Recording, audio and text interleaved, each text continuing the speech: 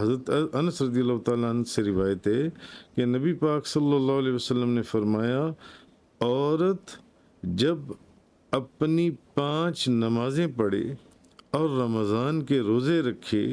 और अपनी पाक दामनी, अपनी पाकबाज़ी, अपनी पारसाई की हिफाज़त करे और अपने शौहर की अताअत करे, तो नबी पाक सल्लल्लाहु अलैहि वसल्लम ने फरमाया कि जन्नत के जिस दरवाज़े से चाहे दाखिल हो जाए। मालूम हुआ कि औरत की जो बेहतरीन औरत का वस्फ़ है वो ये है जो उसकी पाकीज़गी है और जो उसकी पाक दामनी है।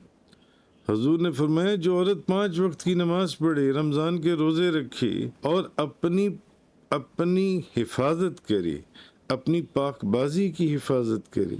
अपनी पारसाई की और अपने शौहर की अताअत करे, तो जन्नत के जिस दरवाजे से चाहे वो दाखिल हो जाए।